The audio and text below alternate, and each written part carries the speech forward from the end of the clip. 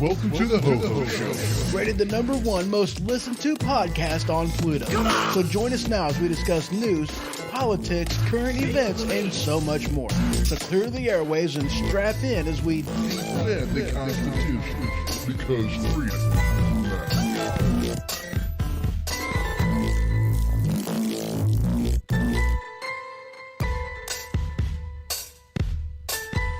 Broadcasting live from the Kida studio. So welcome to the Ho-Ho Show. And as always, I am your host, Ho-Ho. How y'all's doing? I hope you're doing well. I really do. Hope y'all's had a happy Thanksgiving. And welcome, Dave, over there in Facebook land and the machine over there in YouTube land. Good to see you guys over there. It really is. And Dave's comment, he says, it's almost time. It would have been time sooner. But, I wasn't paying attention. Next thing you know, it's like the thing said start, and I'm like, oh, crap. I wasn't paying attention. So that's why I'm a couple minutes late. So, yes, and thank you, Dave. He says, happy Thanksgiving. That is awesome. So, guys, I got to give you some warnings right off the bat on this one. There's going to be some directions I go, some things I want to be talking about that is... Well, let's just say there's going to be all kinds of trigger warnings in this one. It really is. And possibly even on both sides with some of the stuff that I've got to say. Yeah, there's a lot going on, guys. There really is. There really is. There's a lot going on. Well, hello.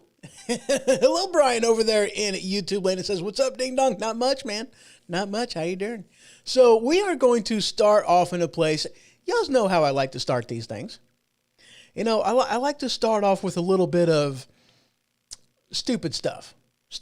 But, you know, this one isn't just one of those type of stories because there actually is kind of a couple points in here that I want to, you know, let you aware of. This first article that we're going to talk about is from Daily Caller. I like this one. I really do. Headline is the presidential turkey pardon constitutional? Legal experts and PETA weigh in. Yes, I had to laugh quite a bit on this headline because this is something that you normally don't see at a Daily Caller.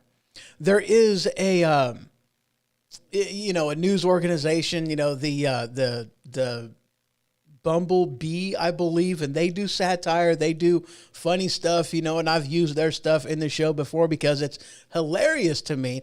But you usually don't see this type of stuff out of Daily Caller. And what I found kind of funny about it was they kind of get into it. You know, they kind of throw in a little bit of detail into here. And I'm like, you know, obviously my first thoughts on this was, with all the crap that Biden is doing, this is really what you want to focus your time on. It's like, really? This is what you want to talk about? This is what you want to have a discussion about? You know, it's like, What the heck? The machine put in here the onion. Yeah, that's another one. That's another good one. But yeah, I mean, it's just, it did. I was like, you got to be kidding me. I mean, that's really what my original thought on this was. And then I'm kind of reading the article because I was curious, very curious. I read the article and there's some things in here that's like, huh. Now, they actually get into whether the president can or can't pardon a turkey, basically stating that a turkey would be breaking state laws, not federal laws. Does he even really have that ability to do so? And then one of the things in here that it says, these laws are too innumerable and too incomprehensible that there is a possibility that somebody could make a plausible case that the presidential turkey party runs afoul of the laws, which I thought was funny. Afoul. That's hilarious. But that made me think. And this is really one of those things that really screams as to why lawyers will tell you, when they're being honest, that when you are questioned by cops, you just don't respond. You have the right to remain silent. Anything you say can and will be used against you in a court of law. In retrospect, none of the things that you say can be used for you in the court of law, only against you, which I find is a double standard. I don't think that's quite right. I really don't. Why is a metric that could, basically put you behind bars, why can't that same metric be used to basically free you? I never understood that. It's a double standard. I don't like double standards. I really don't. But because the laws are so numerous, that there are so many of them, you're bound to, in talking long enough with the cop, basically admit to breaking a law. That's why they say you shouldn't ever talk to cops, because the more you talk, the more things you say, the more of your life you open up about in these little conversations that they like to have with you. If they want to be, mean about things, yeah, they'll find something eventually to arrest you on. And I had this conversation with somebody a while back ago. I mean, it's been a while. And we were talking about, laws that really shouldn't be on the books anymore, and in our own area, and Machine can attest to this, Central Illinois, there's definitely some laws that shouldn't be on the books anymore, that are actually a violation of the Constitution, shouldn't be on the books anymore, but yet here we are.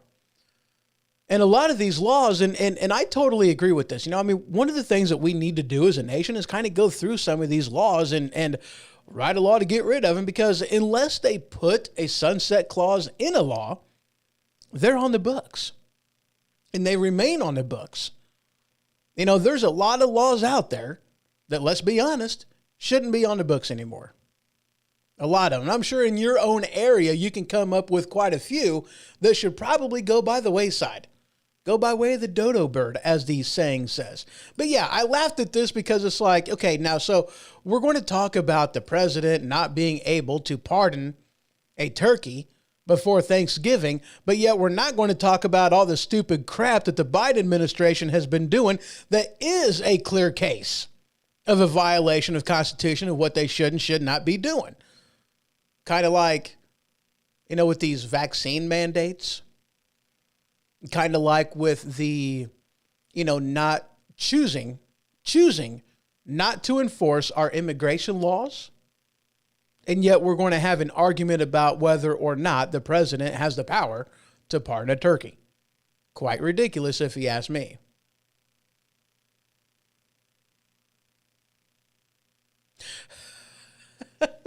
Machine put in here, he goes, like not being able to have a threesome in your own bedroom. It's against the fire code. Holy crap, are you kidding? That is absolutely hilarious. Oh, that's a good one. I like that one. That's funny. That is hilarious. All right, guys, moving on. But yeah, that was one of my arguments on that story was, with the ridiculousness of talking about the president's power to, we all know that this is just, it's a thing that the president does. It's a gesture, anyway, moving on. Brandon says, true story on the not being able to have a threesome in your own bedroom. That's absolutely hilarious.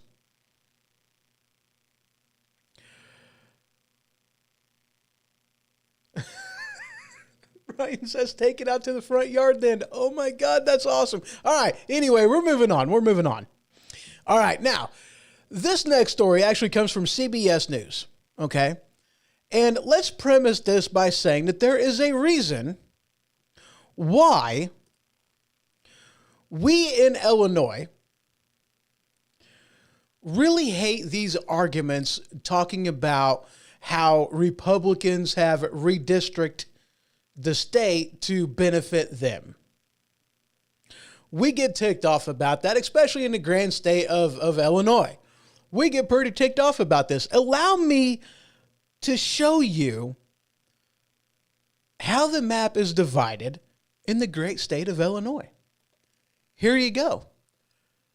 This is ridiculous, might I throw out there to you. Now, this map, for those of you that are listening over there in Spreaker, this map gives you different voting districts and how they are separated, how they're divided, the lines that are drawn. And as you can clearly see, you've got areas up in Chicago that are represented down in southern Illinois. You have areas, well, let's just put it this way. Every single voting district in Illinois is tied to Chicago. Every single color. Let me go ahead and just zoom in just to the Illinois area, or just to the Chicago area. Yes, every single color is represented right there, right in that little bitty section. What does the politics, the needs of the people in Southern Illinois have to do with what's going on in Chicago? The answer is absolutely nothing. Say it again, y'all. It's a little bit of war right there. That's a good song, by the way. And hello, Gavin, over there in Facebook land. He said, what up, you nerd? Not much, man. So we have this issue already in Illinois. Why do they draw the lines that they do? Easy. They are drawing the lines in such a way to cancel out the Republican vote. Because let's be honest, you go south beyond a certain line in Illinois, the entire state is red. All of it. But considering Chicago is the third biggest city in the US of A, they use those numbers that is concentrated in that little bitty area to cancel out the vote of the rest of the state in order to ensure that no matter what, a Democrat's going to be elected in power. As far as the governor, as far as, our electoral votes, our, senators and whatnot, they do this on purpose to eliminate, to silence the Republican voice. So we don't want to hear your, oh, woe is me type of stuff on Ellen or on different states redrawing the lines in order to benefit Republicans. This is something that we see out of the Democrat Party all the stinking time. So if you're going to come after us, why don't you go after the states that have been doing it for freaking ever? For freaking ever. Let me get rid of this one. And you can see this map. I do have this article in there. The headline, Democrats add one more House seat in Illinois from redistricting playing catch up with the GOP. And they even talk about, that crap, with what I was saying with different states doing that. So, that's in there. All right, this next article that we're going to touch base into,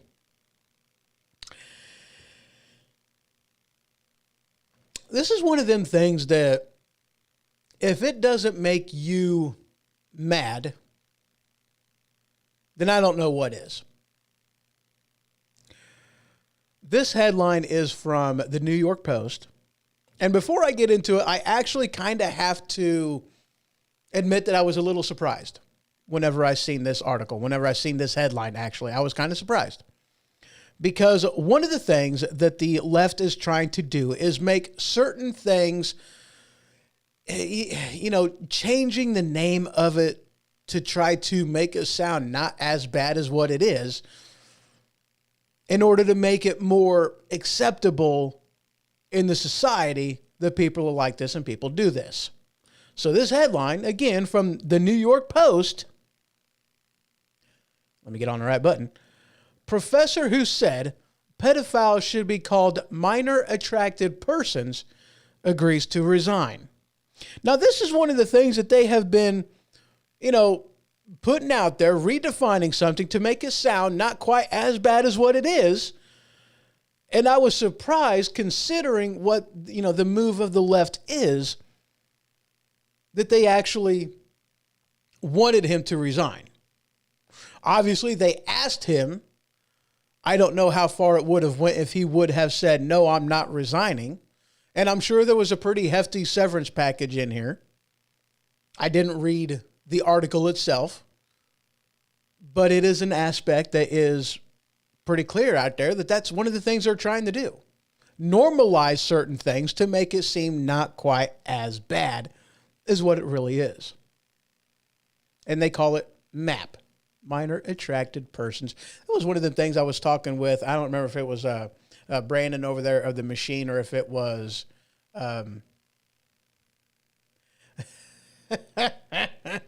Machine puts in here, he goes, I'm sure the Catholic Church is salivating. I'm sure that they are. But anyway, I don't know if this was something that I was talking with Matt or Brandon. I'm really not sure on this one.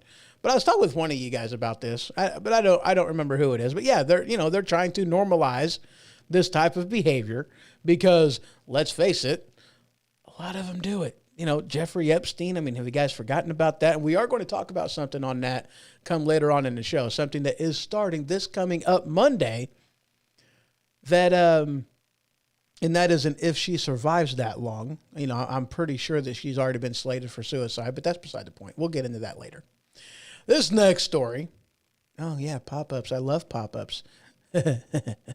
This segment is just a bunch of random stories that are just kind of getting thrown together and put in here. And this is another one. Random story from U.S. Today. Headline, I had to make sure I was on the right screen. Omar calls on House leadership to take appropriate action against Boebert, whatever that name says, after Islamophobic comments. Yes, you guys heard me correctly. Ilhan Omar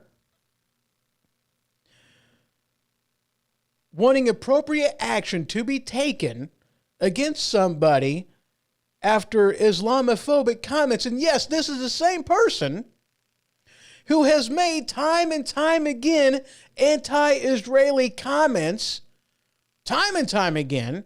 Sometimes she's apologized, sometimes she hasn't apologized, but the fact of the matter remains, she still says them, and no real action is ever done against her. It's like, wait a second.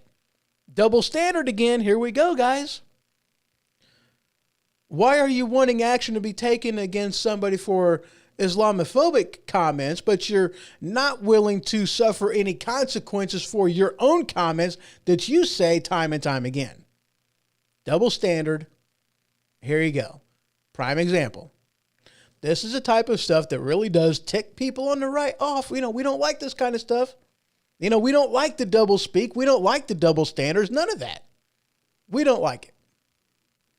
All right, guys, we are going to go ahead and take a quick break, and when I return, we got some Biden stuff to talk about. We got like 3 different things we're going to be discussing. We're going to be discussing a little bit about the high fuel price. We're going to be talking a little bit about the border crisis, and we are also going to be talking a little bit about the COVID mandates that are coming down the pike and the resistance a little bit on some of that and what has been going on and how the Biden administration really doesn't want to listen to what the judges say because the judges don't agree with the Biden administration. Oh, who could have seen that one coming? So just 1 minute, guys, actually a couple minutes, and we will be right back.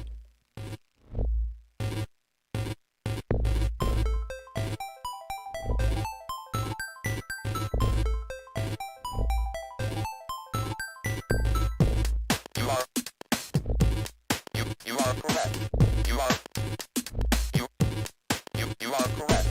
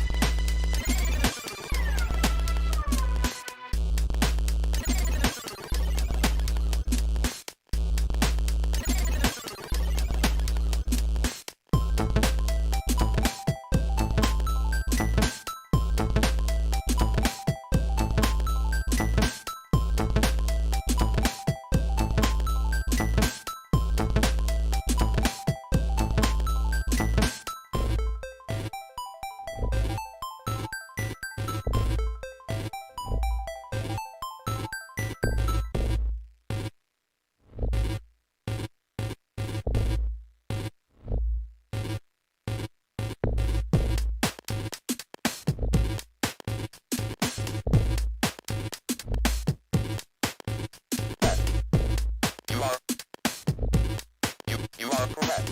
You are correct.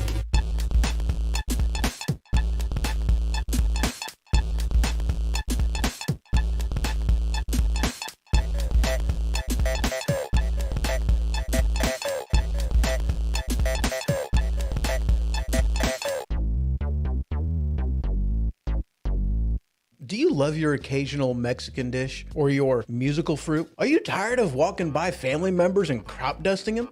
Well, if this has ever happened to you, might I introduce you to Tampon's brand butt plugs. Tampon's brand butt plugs is that particular type of butt plug that allows you to walk in public in confidence knowing that you're not going to accidentally crop dust somebody. Tampon's brand butt plugs now with the plastic applicator. Not just for women anymore. Tampon's brand butt plugs. Hi, and welcome back. Yes. So yeah, last segment was just a bunch of random stuff thrown together, but this one, we got a common theme in this one, and that is Biden. That is a common theme in this segment. Pretty much this entire thing is going to be about Biden. I got quite a few different articles that I'm still pulling up. There we go. I am done now. Let's go ahead and head on over to the one we are going to start this segment off with.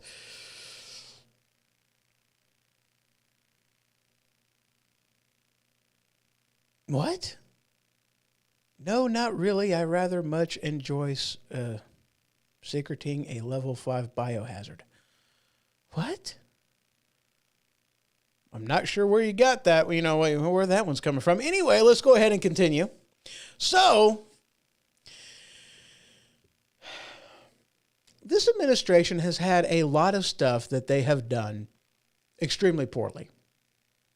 When you compare the Biden administration, his presidency, his policies, and you compare them to the last president, President Trump, it is a difference of night and day. They could not be more different in much of anything. It's staggering, the differences in there. Now, we're not going to go through that crap. But what we are going to start off with is this headline from Fox News, or Fox Business, actually. Let me go ahead and get the proper button. Oh, my commercial. Which one was it? Oh, yeah, Tampon brand butt plugs. Yes. I like the commercials, by the way. I still got several more I need to do. I haven't done that yet. I need to get on that. But anyway, Biden facing renewed criticism for canceling the Keystone XL pipeline amid energy crisis. Holy cow, you mean people are upset about how high the gas prices are going? But this one is what I find really entertaining. This headline is from, never mind, it's not even a headline. It's more of an announcement, a video that goes along with this, which you can check this video out. U.S. to release oil from nation's strategic petroleum reserve. Now, here's the thing, guys. Let's talk about this a second. Neither is Biden. He did, however, drop ass in front of, he did more than just do that. There was a little, president in there. His fart was a little lumpy, as they say in the biz. Oh, I know I do. But anyway, the U.S. to release oil from nation's strategic petroleum reserve. Here's the thing, guys. All right. One, this strategic petroleum reserve, the whole entire point of this is to insulate the military against some type of an attack. So that this way we have oil on hand that we can use to fuel our military. That's basically what the entire point of this strategic petroleum reserve is. There are limitations that has been put on how and when and how much of any of these this oil can be used.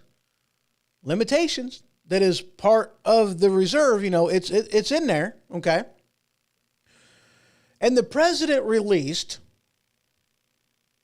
like 20-ish million barrels. No, I'm sorry. 50 million barrels of oil is what he released from the reserve. Now, here's the thing.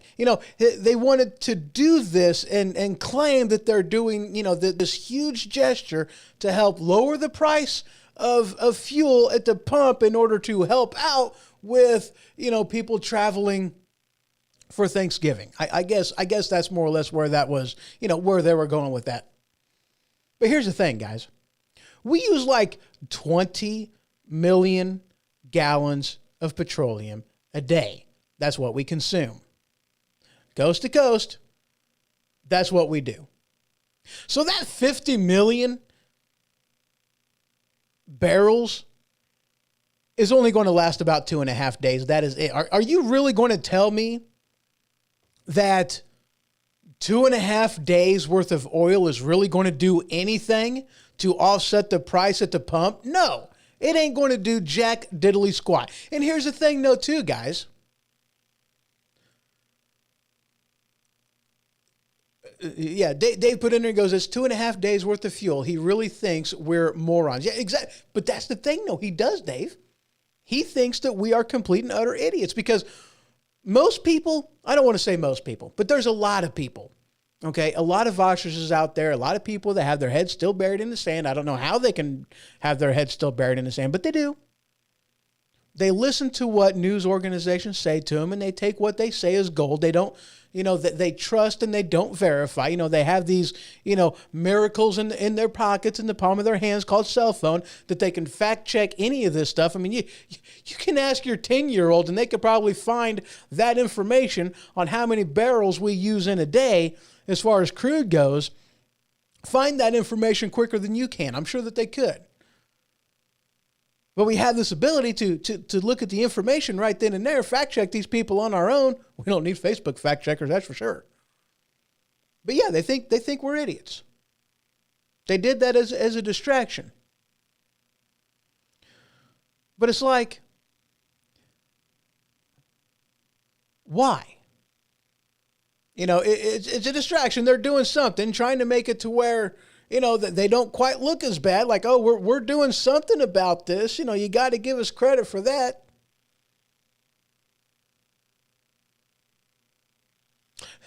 Dave put in and goes, that's just about equivalent to his plagiarism. He really just can make a good, smart, well thought out. Yeah. Correct decision. Yeah, exactly. Exactly. Sorry, I did a horrible job reading that. That was bad of me. That was bad. But yeah, I mean, but that's the thing though. Yes, he thinks we're idiots. He thinks we don't pay attention. He thinks we don't know. Now, granted, that's a lot of oil, and they don't, we're not using this oil in the way of which, we really should be. But here's the thing though, guys, and I'm going to tell you this, okay? Now, you take, let's say a cell phone, okay? A cell phone. This has a cost associated to it based off of how much it costs to actually produce it, okay? The phone itself, based off of a lot of different factors, okay? There is a cost that is associated with that cell phone, as is anything else that you go to the store and buy on a regular basis. There is a cost associated based off of a desired profit margin, based off of what the market can bear, based off of supply and demand, which does have, there is different effects on that, obviously, but there is a price that is associated with it.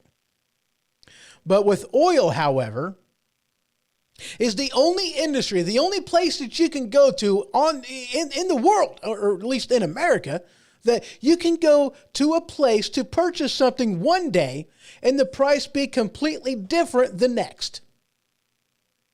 The only industry where you can do that is at the gas station buying gas. Why does the price fluctuate that bad? And before you tell me, the price of oil based off of supply, demand, yada, yada, blah, blah. Look, now here's the thing. We may have seen some really low prices, at the gas pump whenever President Trump was president. Yes, we did. And we were all rejoicing about this. But here was the thing, though, okay?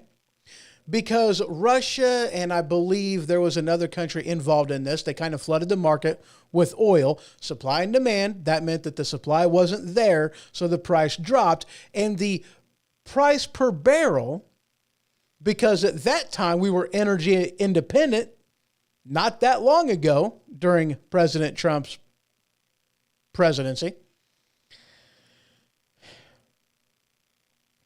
the price at the pump, the price per barrel was lower than what it actually cost to produce the oil. My thing is, and before you tell me that, oh, this is a thing that's common, yada, yada, blah, blah, the oil industry is special, but it's like, dude, I mean, have you guys paid attention to commodities market? Those prices fluctuate a lot. Commodities, corn, soybeans, wheat. These prices on the commodities market, they fluctuate a lot, but whenever you go to the store and you buy a can of corn, it's pretty stable. You go to the store, you buy a can of potato chips, Doritos. It's pretty stable. You go to the store, you buy some bread, the price of that is pretty stinking stable. So why is it, knowing how much the market fluctuates on all this crap, on how very direct, like not that many stages removed from the production versus, going to the store and actually buying it, that it is, how many steps removed is in that process, there still is a very direct correlation between how much it costs coming out of the field versus what the price is whenever you go and buy it in the store. There's not a lot in between in there, but yet the price doesn't fluctuate at the store, even though it fluctuates a lot in the market. So why is it that the gas price fluctuates that bad at the pump? I've never understood that. I really don't. And yeah, machine puts in there, he goes, correct, but if you dick with the supply, the price rises, demand remains constant. I get that, but the same thing goes whenever we had the drought. It took a while for those prices, for corn prices to go up. It still a direct correlation, that there really is.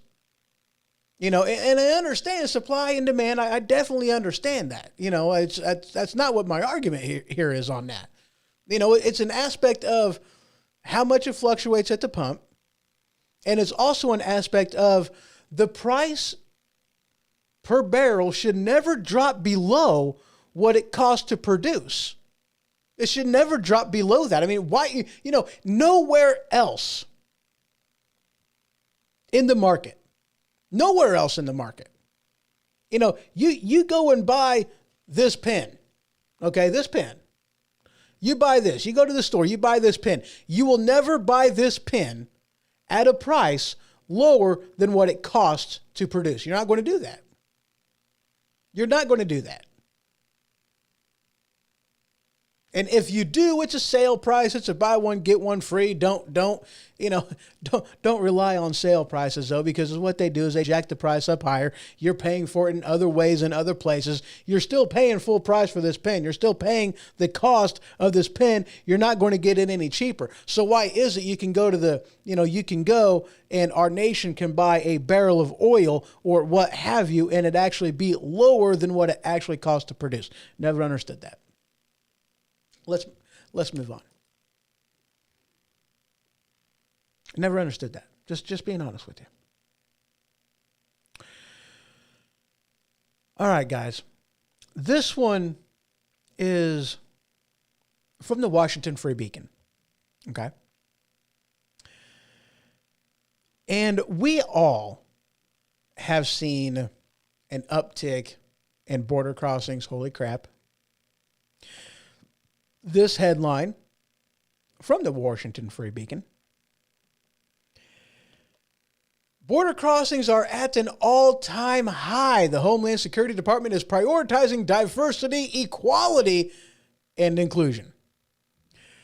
Well, thank you for letting me know that you got to pee. I appreciate that. I hope everything comes out okay. I'm not going to say what else I was thinking, but we'll leave it at that. Just enjoy. I mean, hey, if I'm on your phone, go ahead and take me with you. We can go together. That sounded weird. All right, don't do that. Don't do that. I'll talk to you all dirty. Dude, oh my God, I was talking about this not this long ago. All right, it's story time here on the Ho Ho Show. So, whenever you go into the bathroom, there is etiquette. Public bathroom, there is definite etiquette, rules that you have to abide by for being a man. It is what it is, okay? You have rules. You have standard operating procedure. You step outside these. No, I don't. You can do that, on your own. And I'm not going to read what it is that you wrote over there in YouTube. If you are curious, you guys can go over to the chat and check that one out. But anyway, you got rules that you got to abide by whenever you go into a public bathroom. That's just all there is to it. Okay. One of those things is, I sound like a couple ladies. What? Anyway. Whenever you go in and once flow has commenced, you got, you look up, you can look straight ahead, you can look down. That's it. No variation. There's no, how's it going? There is none of that. There's no looking left, looking right. There's no, you don't compare and contrast. None of that. It's straight ahead. That's what you do. All right. So I'm going up there, I'm getting my footing right. I'm getting ready. I'm up at the plate. I'm about ready to swing and hit. There you go. I'm about ready to do that. And then I look down to make sure, to get where it is that I'm wanting to aim, wanting to point my stream at. And I see that there's a sale on bananas, 2 for $1. I'm like, that's amazing. Written on the little thingamabob that holds the urinal cake was a sale.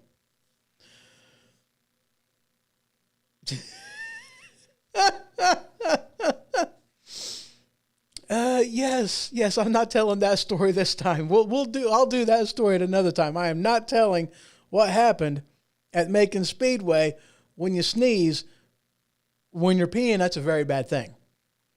Don't do that. Crimp it, something, just don't do it. Don't do it. But anyway, bananas, 2 for $1. I thought that was amazing. I got out of the bathroom. I walked up to the counter after I got my stuff and was ready to check out. I'm like, hey, I'm kind of curious. I was going to the bathroom there in the men's bathroom, and I seen on the urinal cake holding my bobber thingy that there was a sale on bananas, 2 for $1, and I was curious as to whose idea it was to write sale information on a urinal cake holder in the urinal. I thought that was amazing. I would like to shake that man's hand. That's amazing. And the gal was like, well, that's actually the manager of their mechanic shop.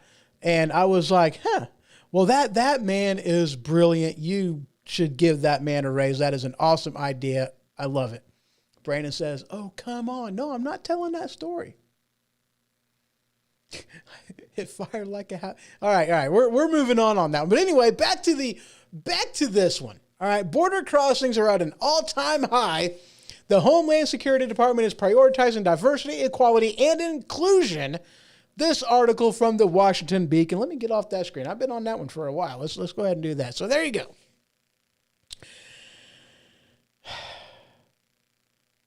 Whenever he started his administration, what was one of the things that came out of his mouth?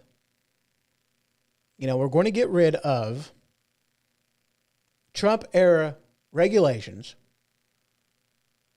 basically telling the world that it's open season on border crossings. We have had, holy cow, so many people crossing. And this headline from Fox News, headline is Biden restarting Trump-era immigration policy. A lot of the damage has already been done, says a labor union president. And of course, you have, another article that's like, the damage has already been done, which is kind of what that one said, but it said it in a different way. But anyway, that's what that's what's going on. Whenever you have, these policies that you say you're not going to enforce from the very beginning, you shouldn't be surprised whenever you get huge migration coming up from Mexico. And it's, it's about time they actually admit that Trump actually did something right by reinstating these, this Trump immigration policy. But here's the thing, though, too. He was, the Biden administration was already told by the courts that, hey, you can't be doing that. You gotta do that. And he was like, nah, I don't want to enforce these immigration policies. I don't want to enforce any of it. You can't make me. He pulled a 2-year-old out there. You can't make me. But this is what happens whenever you don't enforce your laws. And that's an aspect. Are we a sovereign nation or are we not? Are we a sovereign nation or are we not? Because if we are a sovereign nation, like any other sovereign nation, we have borders, we have laws, we have immigration laws, we have a right way and a wrong way to come over here. Guys, I don't care about immigration.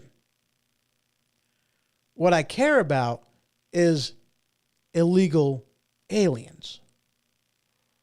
And I'm not going to let the left tell me that, oh, you can't say that. That's, that's bad. That makes these people feel like an outcast and yada, yada. I don't care.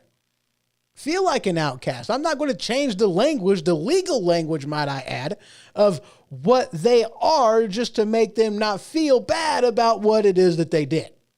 I ain't going to do that. We are a nation of laws with borders. Borders that should be protected. We have a right way to come into this country. We have a wrong way to come into this country. And we have a president that is supposed to ensure that those laws are upheld, and they have done anything but. Unless you're wanting to illegally come up here from Cuba because they don't want Cubans up here because they know that the Cubans are going to be more apt to actually vote for Republicans instead of Communist Party. Oh, I mean the Democrat Party. Yeah. This headline from CBS News. You want to love this one. Central Americans point to poverty and food scarcity as main reason to migrate to the U.S., a report says.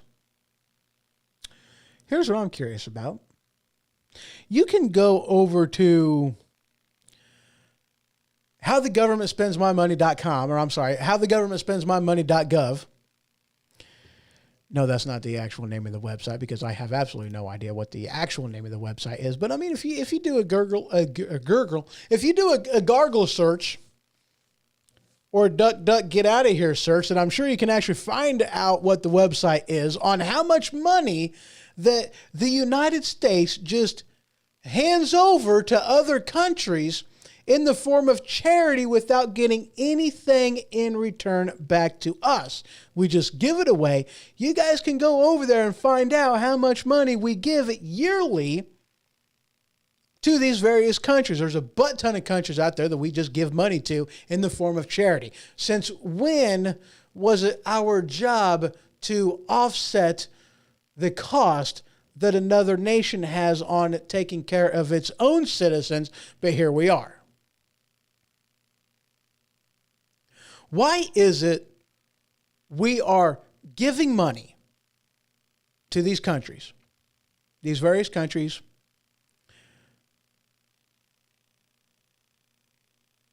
and the money, or I'm sorry, the people that the money was intended to take care of in the first place come up here. And then we have to pay for them here. So we send money down there for them to come here, and then we pay for them again. We're paying for these people twice.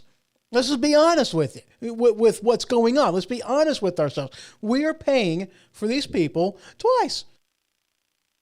That's just the fact of the matter. What my question is, why?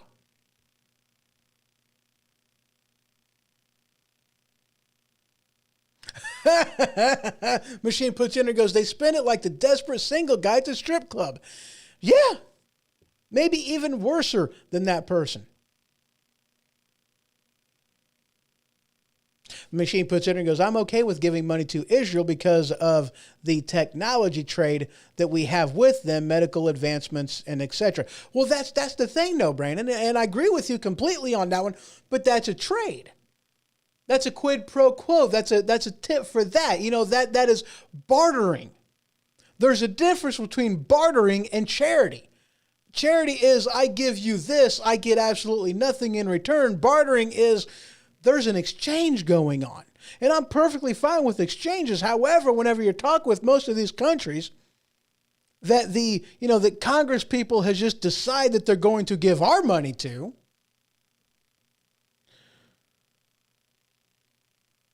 and get nothing in return, I'm not okay with that. I'm really not. Because this is, why are we paying for them twice? And why? If all they're going to do is send the people that money was meant to help,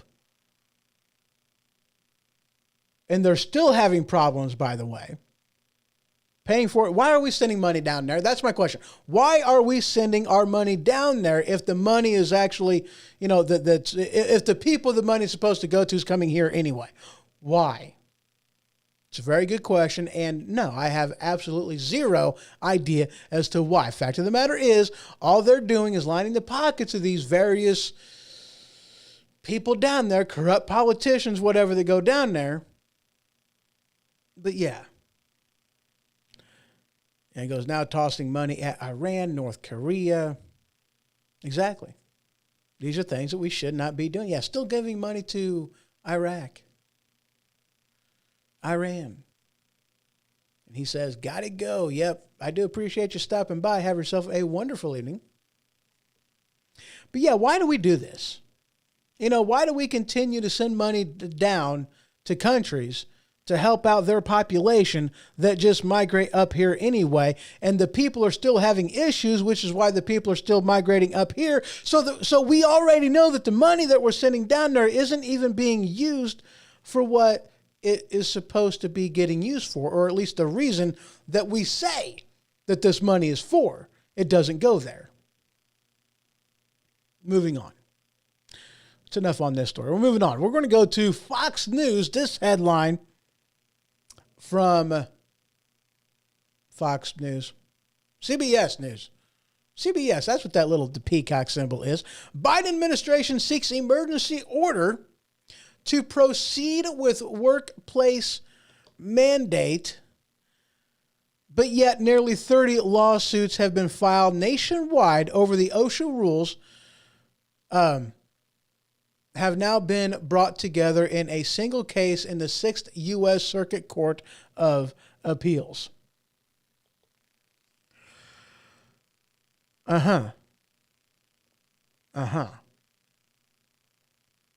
See, here's the thing, guys. The federal government does not have the power, does not have the authority to do these vaccine mandates. They just don't. They said we would never do this, and yet they did it. Kind of like, Obama's, if you like your doctor, you can keep your doctor. If you like your plan, you can keep your plan. Another lie that was told by a Democrat administration. And we had a stay that a judge put on these mandates. Said, no, you can't enforce this. We're going to put a stay on it until this actually goes to court. And the Biden administration said, told OSHA told these other businesses to said, no. We do not accept the court's ruling in this case. You will continue with this. And I'm sure they threw an or else in there as well. That's what the Biden administration said. That's what this headline says. Because this is just actually a thing that, seeking an emergency order to proceed with the vaccine mandate. Why? Because they've already crossed the line and telling people that no. You need to enforce this anyway, regardless of what the judge says. We don't care what the judge says. But it gets better than that, guys. Now, for those of you that don't know, I am a truck driver. I've got a little over 10 years experience, 1 million miles under my belt.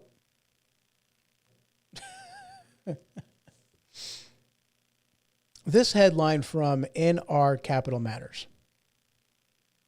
whatever that is.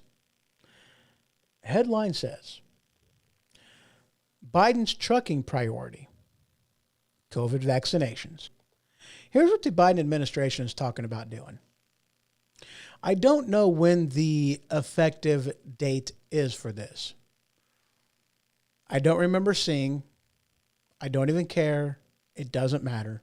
I'm not looking it up. I'm sure there's a possibility that this article says in it somewhere. I'm sure that it does, but I'm not, I don't care. But what the Biden administration is talking about doing is making it to where a truck driver who crosses state lines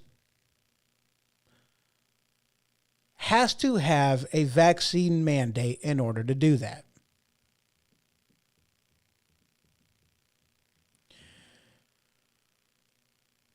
Now, look, here's the thing, man. Truck drivers are already ticked off enough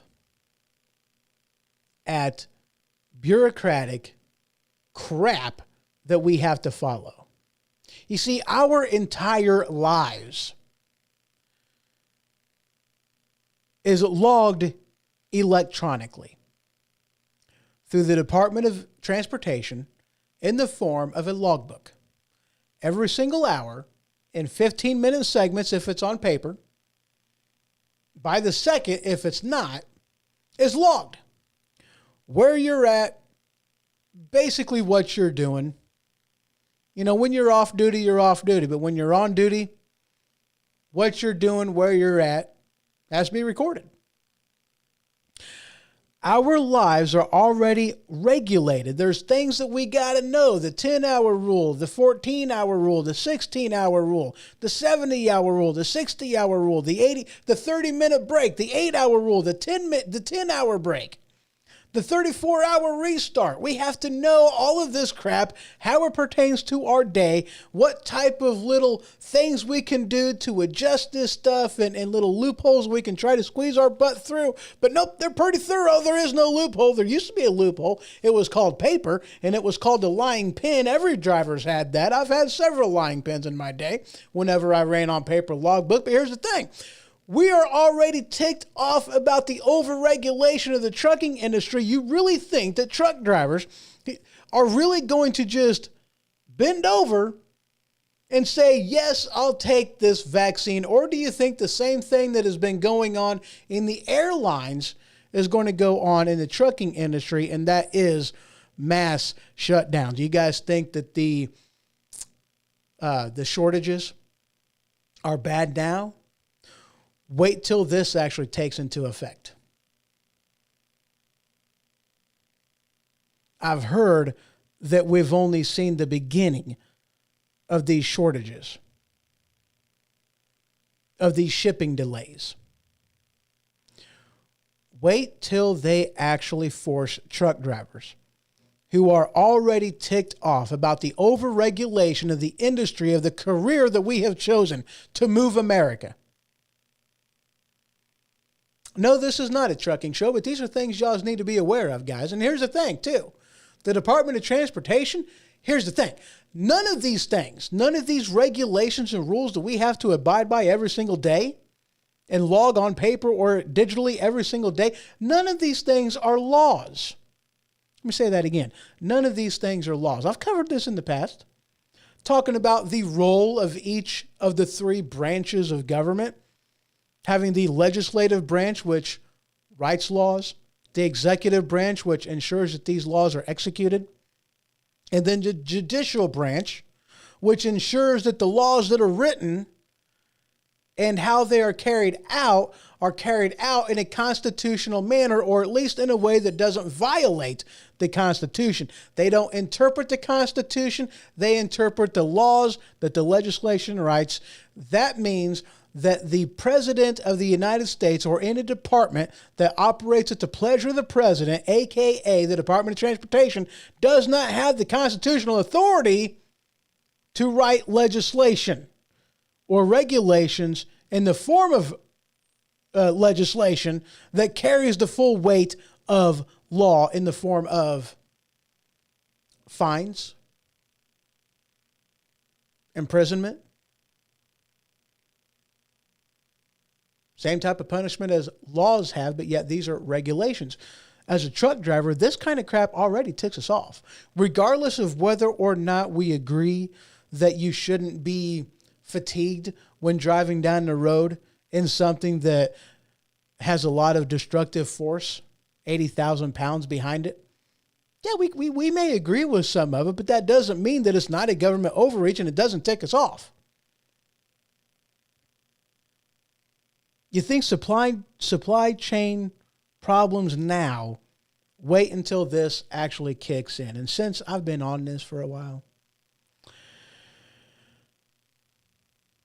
this takes into effect January 22nd, and that is according to the Associated Press.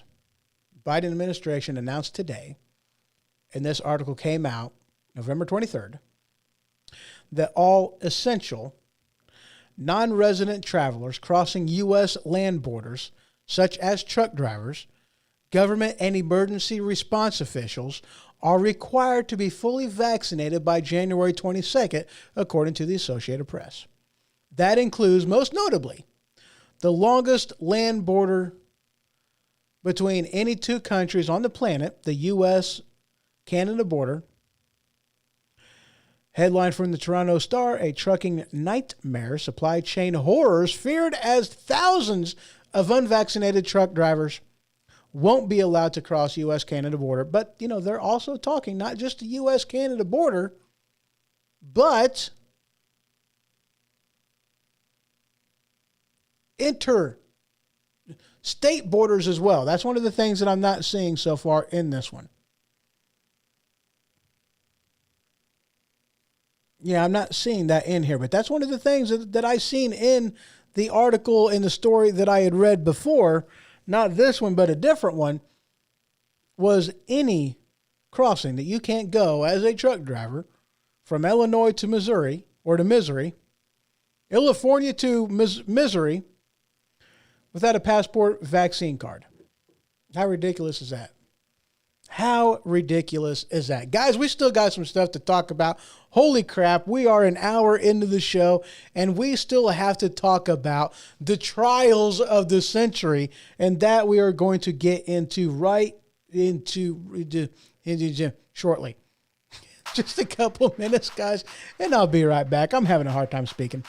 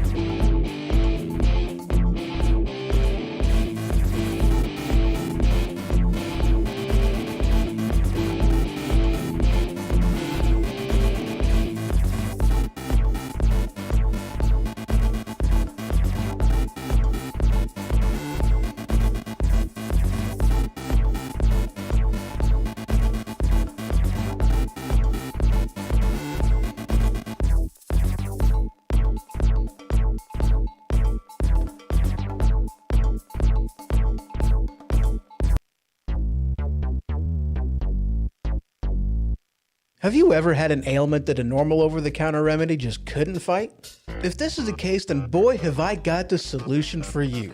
Tussin. That's right, Tussin. Cough? Tussin. Cold? Tussin. Runny nose? Tussin. Itchy watery eyes? Tussin. Broken leg? Tussin. Tussin is the ultimate cure-all, guaranteed to stop anything that ails you. Tussin. Available wherever OTCs are sold. All right, and we are back. So, guys, we got... Oh, man. Nope, I don't want that one. Okay. So we got more stuff to talk about. We really do. And I lost... Oh, that's the one. Okay. So I lost... there we go. I lost where I was at with the stuff that I was throwing in here.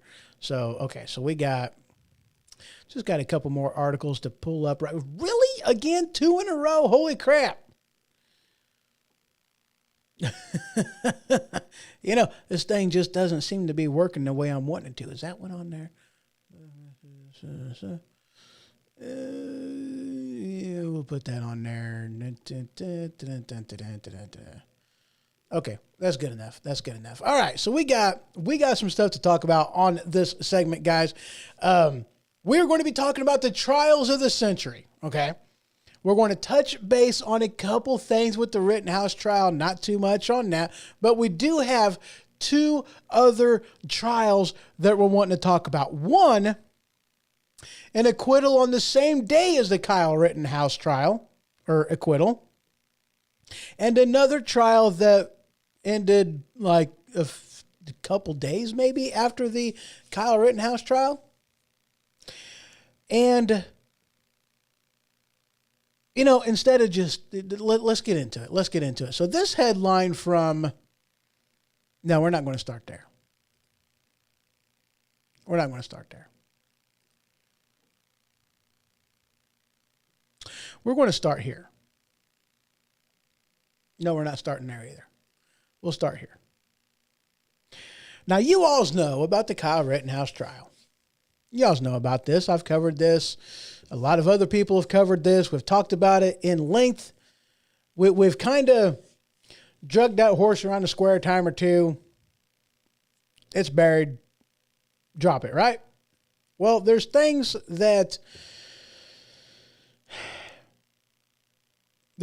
going on that really is rubbing me the wrong way with this. And this article is a prime example of those things going on that just kind of ticks me off. This headline from the New York Post: Facebook declared Kyle Rittenhouse guilty, silencing his defense in court of public opinion. Excuse me? They can't even claim fact-checking on this one. The trial has been done. The evidence did not support the claim of the prosecution. He was found not guilty by a jury of his peers. They are claiming that Kyle Rittenhouse is racist, even though you got a white boy who was protecting the businesses of not white guys and shot 3 white guys in self-defense. He was found not guilty by a jury of his peers, and yet Facebook does not care about facts of the case. They don't care about the jury. They don't care about the acquittal. They don't care about anything. What they care about is maintaining their own narrative. And they, through the court of public opinion, have found Kyle Rittenhouse guilty. Now, here's the thing. I seen this article and I was like, I wonder. This article from Newsmax. Can Kyle Rittenhouse sue Joe Biden for defamation? Well, here's the thing, guys. Before you want to go and say that, oh, Joe Biden is the president. No, he can't do that. Well, yeah, he might be the president now. But at the time he made this statement, he was nothing. He was candidate Joe Biden. Not president. Not even senator. He was nothing Joe Biden. So yeah. Why wouldn't he be able to be sued for defamation? By claiming that Kyle Rittenhouse, without hearing any facts of the trial, claimed that he is a white supremacist, that he is racist.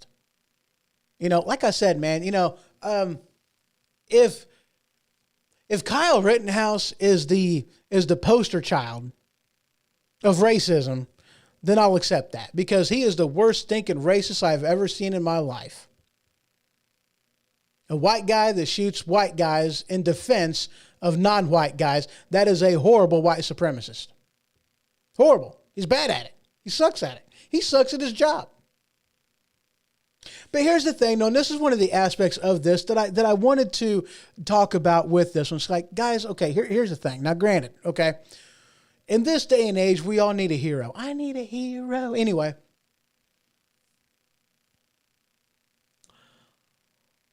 Was there some things that Kyle Rittenhouse maybe shouldn't have done? Yeah, maybe.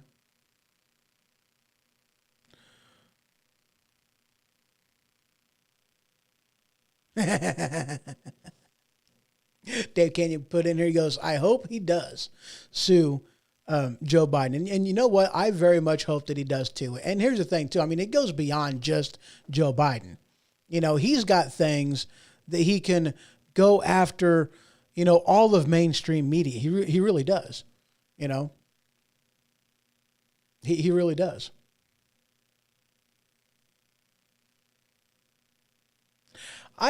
Was he running for Senate, Brian? I'm really not sure on that. I thought this was during the, this was still during the, the campaign for presidency that this happened. You know, he wasn't running for Senate. He was running for president, I thought. But I mean, even still, you know, was he a senator? I thought he had retired. No, because I don't think he became a senator after he got done being vice president. So no, I do not believe he was a senator. He was, he might have been running his campaign to be president, but he wasn't president yet. He was just a candidate. You know, but here's the thing. I mean, there's, you know, he can do defamation against, you know, all of mainstream media. He can do that, you know. He absolutely can do that. But, I mean, yes, you know, is there things...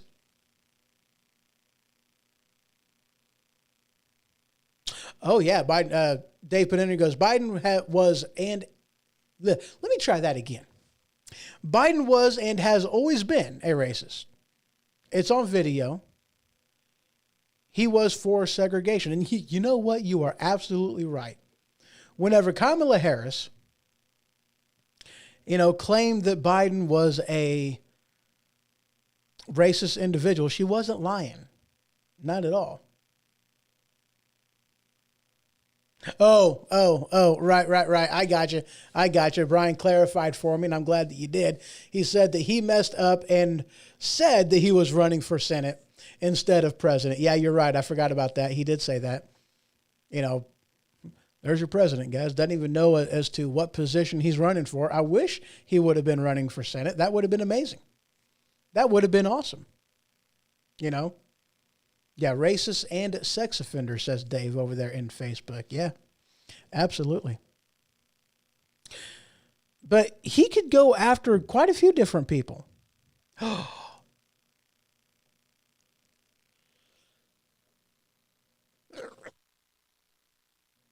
Wow. Dude. Sorry, guys, for those of you that are listening in podcast land. Yeah. I have no idea what that, before you guys ask, I have no idea where that thing came from. But anyway, that was on the, okay, we're getting off that screen. Let's stop that. And hello, Janelle over there in Facebook land. She says, interesting. I had no idea that he was racist. Right? Anyway. But here's a headline from Huffington Post. All right. This headline is And this is where things kind of get interesting as far as I am concerned. Dave put in there, goes, that was something, talking about that train wreck. Yes, because there was, in one of the articles, there was on the screen a train wreck, and wow. Well, not a train wreck, but a train running into a semi. Wow. That was some destruction, by the way. But this headline from Huffington Post, 2 trials, 1 theme, white man taking law into their own hands. And of course, what this headline is talking about is the Kyle Rittenhouse and the killing of Ahmaud Arbery. And I am sure that I pronounced that wrong, but there you go. They were united by a dangerous theme. Brian put in here, he goes, the list is so long that the kid could be a billionaire before it's over. And you know what? You're absolutely right. On the lawsuits that he can, that he can do, the different places that he can go after in mainstream media. Yeah, he could be the next owner of CNN. That would be absolutely amazing. Dave put in there, he goes, I think you pronounced it correctly. Well, thank you. I think I did, but again, I have no idea. So, with some foreign names, I do a very horrible job in pronunciating them. Russian names, I screw those up all the time. I know I screw those up. I say my name quite hilariously because I throw a lot of extra phlegm in there. Hochstein, it's great. Anyway. But yeah, 2 trials, 1 theme, and they're talking about the Kyle Rittenhouse trial with him being acquitted of murder. And they're also talking about the killing of Ahmaud Arbery with them, which I don't quite understand, a theme. They want to claim racism on a white guy that shot white people, and then they want that they got acquitted for self-defense, and then talking about and comparing that to a white guy or a few white people killing a black guy but found guilty on all counts. And they're going to say that those are the same. Taking law into their own hands, okay, fine. I'll go with that one a little bit. But here's the thing, though, guys. I brought that up to bring this up. The trial that they should have compared the Kyle Rittenhouse trial to, instead of the Ahmaud Arbery case, was Andrew Coffey. This headline from Red Voice Media. Who is Andrew Coffey, and why is the media mostly silent on this? You see, here's the thing, guys, and this is where it gets interesting. This is where it gets funny. Remember how we talked earlier about narrative? That the only thing that the left really cares about is narrative, and that's it. That's all they care about. Narrative. Well, the same day that Kyle Rittenhouse was acquitted, Andrew Coffey was also acquitted. Now, here's the thing about Andrew Coffey. If y'all's looking at the pickers, let me go ahead and scroll down. First of all, let me give you a little bit of context on this. Before I show you the picker, let's give you some context. And then there's another case that this kind of mirrors a little bit, this Andrew Coffey case. There is some things that it does mirror, but Andrew Coffey was a guy down in Vero Beach, Florida, I believe, if I am reading this correctly, that the cops executed a no-knock warrant. They busted open the door. They threw a flashbang in there. Andrew Coffey, like the drink, ma'am, just not spelled the same. The Green Mile. Sorry. Excellent movie. Anyway, Andrew Coffey, flashbang. He did not know what was going on. He thought he was under attack. So he shot and killed some police officers who was executing that no-knock warrant.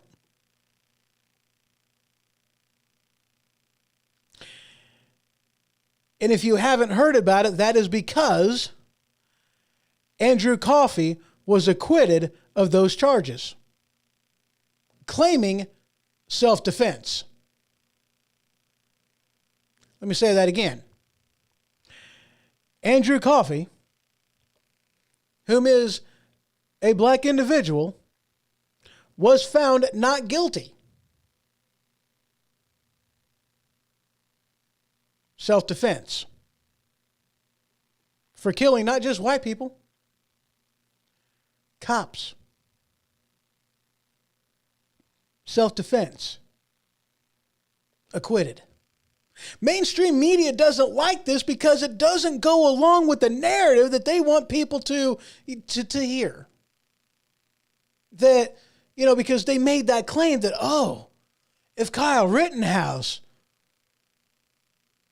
was a black person, then one, he would have been shot and killed. There would never have been the trial. And if there was a trial, there is no way that he would have been acquitted of the charges. In walks Andrew Coffey.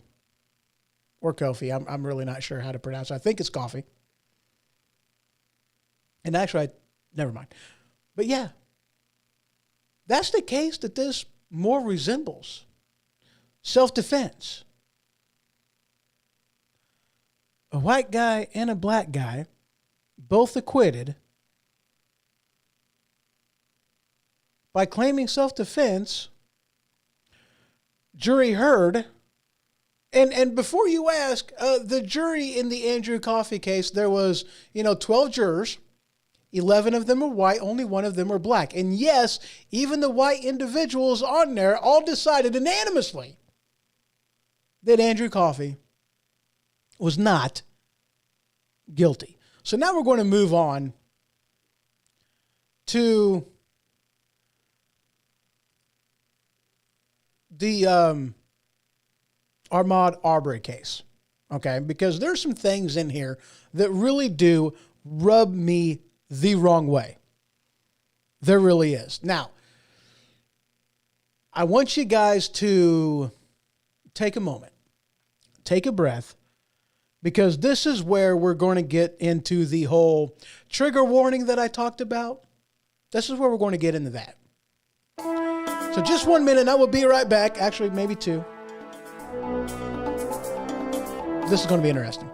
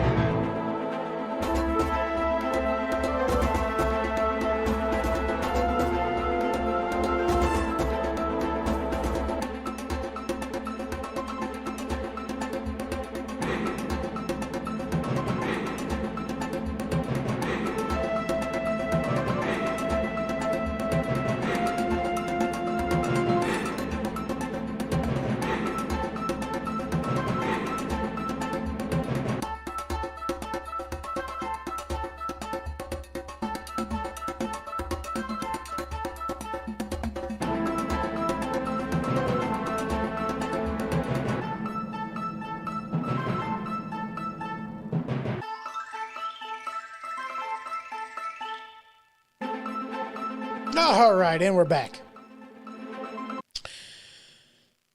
So we're talking about the Ahmaud Arbery case. Okay, now here's the thing.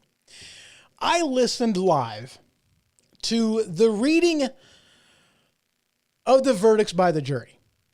Okay. Now you had 3 individuals who shot and killed one individual. 3 white people that killed a black individual.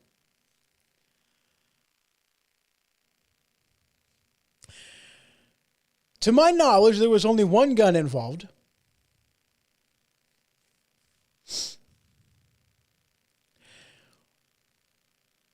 And the charges were as followed. Now, I did not see this information anywhere. I had to Google it. I had to grab the article, and I had to look this thing up and include it in the magazine that I did for this show. And if you guys are curious on the magazine, you guys can head on over to thehohoshow.com and click on that newsfeed tab. And there you will see the magazine on Flipboard, which is my go-to hub, my one-stop shop for anything, everything, and all things news. And no, they are not a sponsor, but I like what they do. And they make doing this so much easier. They really do. So the charges were as followed. You had malice murder, one charge each to each of these individuals. And a malice murder conviction. Let me go ahead and just show you guys this one. I'll make this even the big one so that this way you guys can kind of see this. Malice murder, one count each, is when a person unlawfully and with malice aforethought, however you pronounce that, causes the death of another person. The decision to commit malice murder can come in a split second or be planned long before. Malice murder conviction carries a sentence of life in prison with the possibility of parole, life imprisonment without the possibility of parole, or the death penalty. In this case, the prosecution is not seeking the death penalty. And then you had felony murder, 4 counts each. Let me say that again. Felony murder, 4 counts each. For each of the 3 people for killing one individual, 4 counts of felony murder. Felony murder occurs when someone commits a serious or inherently dangerous felony and someone else dies during the crime, even if that murder was not planned. The classic example is when 2 people rob a bank and a teller is shot dead. Even if only one person actually shot the killer, all those involved in the crime, even if unarmed, are considered equally guilty. It is punished in Georgia by either life in prison or parole, or without parole, or the death penalty. Aggravated assault, 2 counts each. Aggravated assault in Georgia is defined as being an assault with the intent to commit another crime, such as murder, robbery, or rape, and a weapon is used. It can be punished by 1 year in prison to a maximum of 20 years for each count, and they were 2 counts each of aggravated assault. Scrolling up, okay, cool. False imprisonment, 1 count each. A person commits the offense of false imprisonment when he or she violates the personal liberty of another, illegally arrests, confines, or detains such person without legal authority. False imprisonment is punished by 1 to 10 years in prison. Criminal attempt to commit a felony, 1 count each. I'm not going to read that one. And there you go. There's all of them. Now, here's my thing, guys. Okay. Now, like I said, this is where I'm going to tick some people off because I may or may not have a popular belief on this one, something I want to talk about. Okay. Now, in reading the definition of one of these, I forget which one that was already. Not aggravated assault. Felony murder, maybe? Yep, felony murder. Okay. Because my thing was, okay, malice murder, 1 count each. If there was only 1 gun involved, how can 2 people who was not holding the murder weapon, who didn't have any direct, who wasn't the one that was actually pulling the trigger, be, get that one? Okay. But here we go, though. Let me go ahead and read this one before we get too much into this. Travis McMichael was convicted on all 9 counts, including 1 count of malice murder and 4 counts of felony murder. His father was found not guilty of malice murder, but guilty on all other counts, including felony murder. Brian, not sure where he ties in on all this, but he was found not guilty of malice murder, but guilty of 3 counts of felony murder. 1 count of aggravated assault and 1 count each of false imprisonment and criminal intent to commit a felony. But if you're not the one that actually pulled the trigger, then you shouldn't be getting the malice murder. And of which case, the only person who was found guilty of that is the person who pulled the trigger. But again, if why even, never mind. Then you have the felony murder 4 counts. Now, here's the thing, okay? Now we have this thing in this nation called, an amendment. I think I don't remember what amendment it is. Double jeopardy. That you can't be tried more than once for the same offense. There is that. But here they are in the same trial, trying them for 4 counts each of felony murder. Why? Isn't that getting tried multiple times for the same thing? It's not like they 4 counts because they, murdered 4 different people. No, they're being charged 4 times for killing 1 person for 1 charge. Isn't that unconstitutional? Now, look, I am not saying that what these people did was right. I am not saying that they should be getting off. What I'm saying is we have a constitution. If you're charging them 4 times because you don't like the idea that he may get out too soon, then what you need to do is have reform in, how people are punished and how much time they stay behind bars. That doesn't mean you charge them 4 times for the same crime, because that's what they did. The same charge 4 times for the same crime of killing 1 individual. That's unconstitutional. We're talking Constitution here. What are your thoughts on that? I'm actually kind of curious. Let me know in the chat. Aggravated assault, 2 counts each. Again, being charged twice for the same crime against the same person. False imprisonment, 1 count each. Yes, I agree with that. That's exactly what they did. And why are they doing the whole criminal attempt to commit a felony? Because it was an attempt, it was a success. I mean, it's like, you kill somebody and it's criminal intent to commit murder and charging them with murder against the same person. It's like, what? That makes no sense. How can you be found guilty of criminal intent or criminal attempt at murder if you actually did kill the person? Because that's not an attempt. You succeeded. Anyway, I don't agree with how some of these things were dished out. Yes, they were found guilty by their peers. Absolutely, I agree with that. They had no business doing what they were doing. The trial is over. They were found guilty. I do not disagree with them being found guilty for the charges they were found guilty of. My problem is being charged 4 times for the same stinking crime on, that I disagree with. If we are supposed to have, and here's the thing, I know what this all amounts to. I know what this all amounts to, and so do you. This is racially motivated. And that is another problem I have with all of this crap.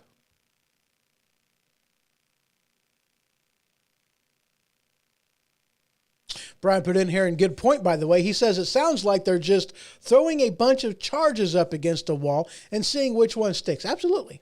Absolutely. But I do believe that a lot of this has to do with racially motivated. I really do. Yes, he was found guilty, and yes, he should have been found guilty. Now, here's where I'm getting into muddy water. Just going to tell you, this is where I'm going to be ticking some people off, okay? If we live in America, Okay, one, our founding fathers did not agree with slavery. I know this because whenever they wrote this stinking thing, we hold these truths to be self-evident that all men are created equal, endowed by their creator with certain unalienable rights, and among these are life, liberty, and pursuit of happiness. Our founding fathers originally actually wrote that to life, liberty, and property. However, they did not want to have the argument later of are slaves people or are they property? Therefore, they changed it to life, liberty, pursuit of happiness. That's exactly why they did it. Don't agree with me. Don't believe me. Look it up. I don't care. We're not having that discussion. It's in there. It's in there. But they also knew that in our state, we couldn't get through the infighting. There were more important things to do, more important arguments to have.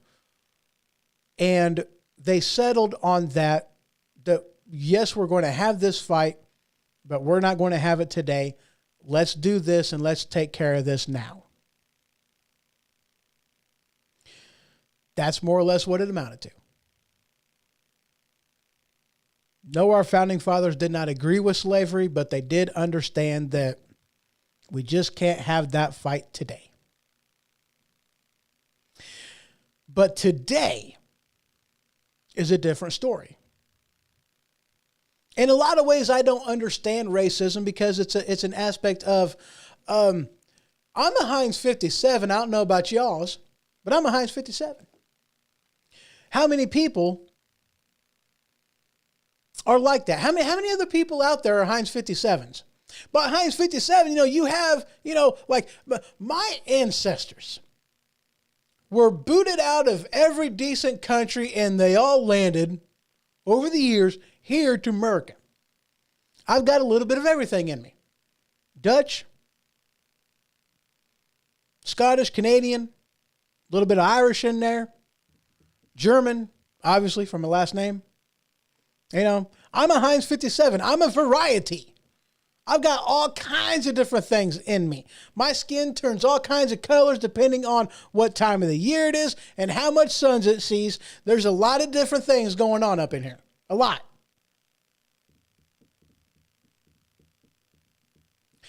I don't understand racism for the aspect of we all's got a little bit of everything in us. There ain't no such thing nowadays, especially in America, of a master race because holy crap, you're not one thing, you're many. Holy cow, I don't get it. I never have. I never will. But if we are supposed to be a nation, equal justice under the law, equal rights under the law, then why is it that some people, based off of their social justice stature, their social, economic, whatever, some people are just classified as a special class citizen, that you have trumped up charges like this? I disagree in today's day and age with hate crime. Yes, I disagree in hate crime, obviously, but here's the thing, though. Unless you're a precog, you can't really determine, unless the guy is so stupid as to tell you in an interrogation room what his actual motivations behind the crime that he committed was, or unless they're stupid enough to air that stuff out on Facebook or other social media. You don't know what his intentions were, but here's the thing, though. Hate crime, you're elevating this person's life above another person's life. How is that equal justice? How is that equal representation? Fact of the matter is it isn't, and therefore unconstitutional, because that's the way we're supposed to be in this nation. Equal rights, equal representation, equal justice. That's the way it's supposed to be. When you have these hate crimes elevating one class or one race of individual above another, that is not right. I disagree with that. And I'm not saying it is what it is. Y'all know what I'm saying. Don't distort my words. Y'all know what I'm saying. I disagree with this type of trumped up charges, as Brian said over there in the chat. I disagree with that because, like I said, this whole thing is racially motivated. It is. It's racially motivated. That's why there is 4 counts. Do I believe that he should have been found guilty? Absolutely, and so did the jury of his peers. I'm sorry, he should have been found guilty. Absolutely, and so did a jury of his peers. And I have not done the math.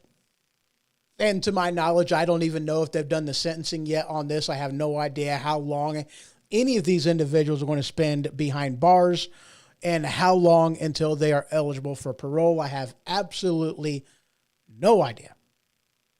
None. But let's just talk about,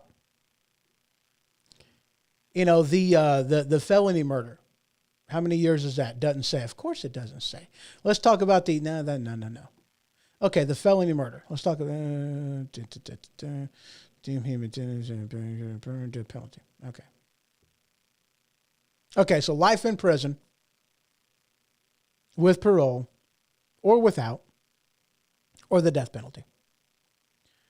4 counts of life.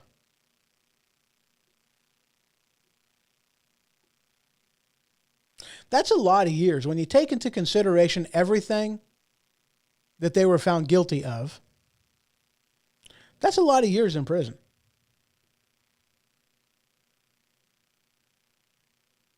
And of course, that also depends on if they are serving these concurrent or in conjunction. I have no idea if I'm getting my terminology right on that one. But that's basically an aspect of, you serve 1 year and that 1 year prison sentence goes to each one of your offenses, or if it's a one at a time that you're serving, time on one crime at a time. Yeah, I did a very bad job Englishing on that one. I am well aware of that one. But either it's concurrent sentencing or it's not concurrent sentencing, and of which case you add all these years up and there you go, or you take the maximum one and that's what he's going to be in for. And of which case, to be honest with you, I actually don't agree with concurrent sentencing. Because then it's like, okay, so what's the worst thing that you can do to get the heaviest sentencing? Then it doesn't matter what else you've done because it ain't going to go above the number of what you're already serving, and of which case I don't consider that as justice. I just don't. Like it or hate it, I just don't see that. I don't see that at all. Anyway. So yes, there's my controversial stance on this one. Okay? Do I believe the prosecution's case? Absolutely. Do I think that this gentleman was a saint? That he was just out jogging? Absolutely not. I don't believe that. I don't believe that. But both things can be true. That he didn't deserve to die. And he didn't belong where it was that he was caught at. Both can be true at the same time.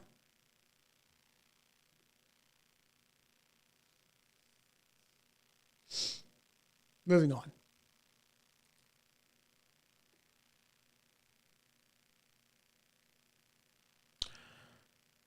So what is some of the stuff that I have now?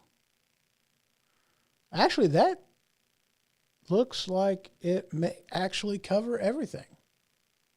Yeah, that's actually everything, guys. I mean, there's some other things that is in that magazine that we can talk about. And actually, since I did bring it up, let me go ahead and pull up this article, because I did mention earlier in the show about a trial that is starting Monday. Let me go ahead and direct your attention to this headline from Peacock News. Ghislaine, I'm doing her name horribly. I understand that. Oh, let me go ahead and get rid of that. There we go. Mrs. Maxwell's trial starts Monday. Epstein victim says she was central to his scheme.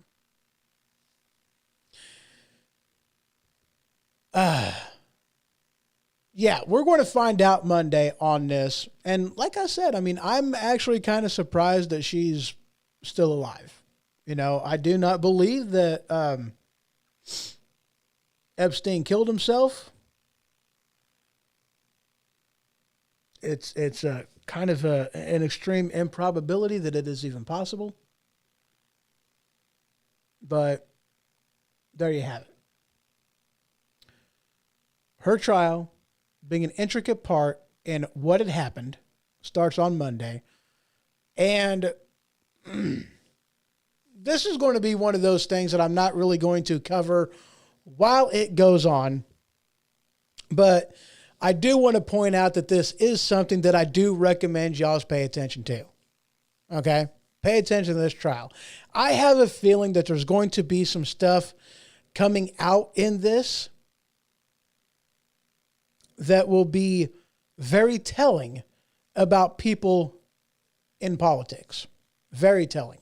Okay? I'm not going to make any assumptions. I am not going to make any claims. That is up for the left to do because they love doing that so well. But I think there's going to be some things come out in this. Now, it could very well be wrong. She may keep her mouth shut. She may exercise her Fifth Amendment right to keep her mouth shut,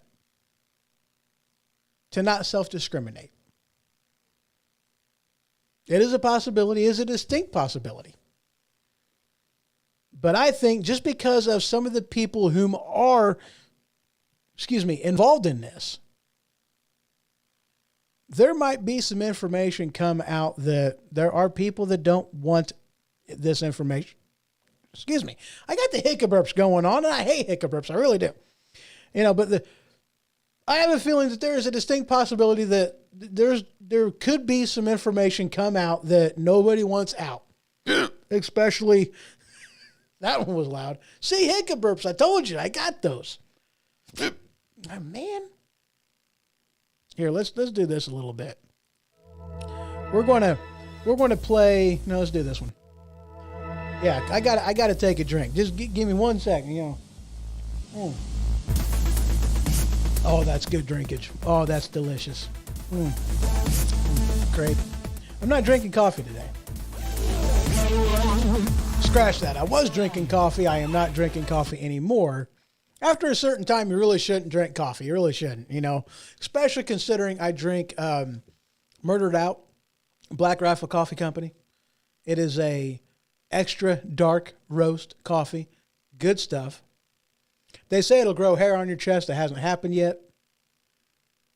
I'm still waiting on that. Anyway,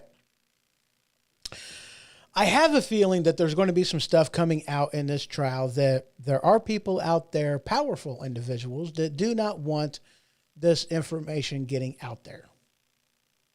That's why I said there's a distinct possibility that she may accidentally commit suicide. Not throwing any allegations out there, not pointing any fingers, not going to do that. But you all draw your own conclusions on that. I do think this is going to be a trial worth paying attention to. I really do. So, guys, that is all I have for you today. I definitely appreciate y'all taking the time out of your day to make me a part of it. I really do. Y'all have yourself a wonderful evening. Let me switch screens right there. Good night. Sleep tight. And if the bed bugs bite, well, by golly, bite them back. This has been The Ho-Ho Show. For more information, you can head to thehohoshow.com. And for the merchandise store, you can head on over to stinkpickle.com. That is stinkpickle.com. Until next time.